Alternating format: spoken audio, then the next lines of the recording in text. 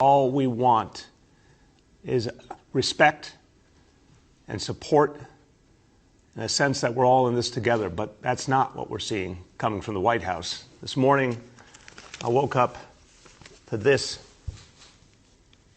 President of the United States, a former New Yorker who seems to enjoy stabbing his hometown in the back, talking about no bailout for New York. What kind of human being sees the suffering here and decides that people in New York City don't deserve help? What kind of person does that? Well, I'll tell you something. Every day, President Trump resembles more and more Herbert Hoover, the president who ignored the Great Depression, who didn't care to put America back on its feet, who has been now remembered in history as someone who failed at the most basic responsibility, which is to protect the people he serves. President Trump wasn't there for us when we needed the testing to stop this horrible disease, and now he's talking about not helping us in our hour of need. He says in this interview he's not inclined to do bailouts. He gave a $58 billion bailout to the airline industry. A few years ago, he gave a $1.5 trillion bailout to big corporations and the wealthy. So who is he kidding? He's not inclined to do bailouts now. That means he's not inclined to help firefighters, EMTs, paramedics, police officers, doctors, nurses, healthcare workers, teachers, sanitation workers, all the people who are depending right now on the federal government stepping up and making New York City and New York State and so many other cities and states whole. So we can get back to business, so we can get back on our feet, so we can lead the recovery. So right there, he says he's not inclined to do bailouts. He's a pure hypocrite, given how much money he's put in the hands of the corporations and the wealthy already. He says then it's not fair to the Republicans because all the states that need help are run by Democrats. So now he is putting partisanship ahead of the needs of the nation.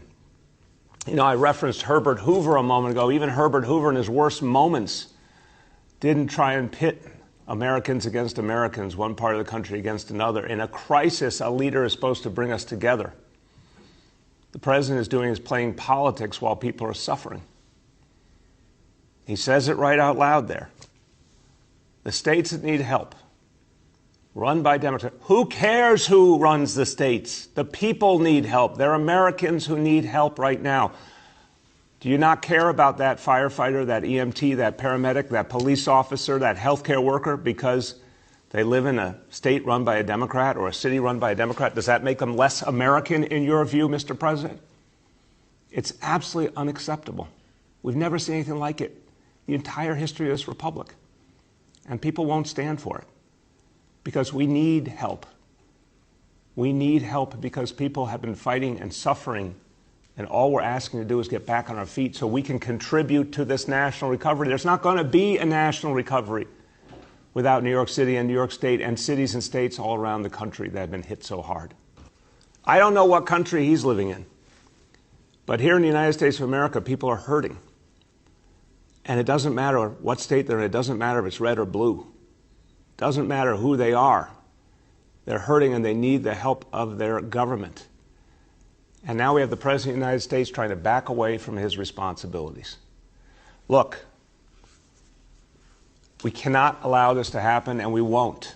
You know, I talked to the President about Elmhurst Hospital, and he expressed sympathy, expressed admiration for the healthcare workers. He said, oh, I grew up in that area, Queens. Well, Mr. President, if you respect those healthcare workers, and don't walk away from them, help them, because those very same people who have fought this heroic battle are now the people who don't know if they're going to have a job in the future because there's no money left. The only place that we can get the help we need to get back on our feet is the federal government. Mr. President, be as kind and decent to those healthcare workers as you were to the airline industry and the wealthy and the corporations.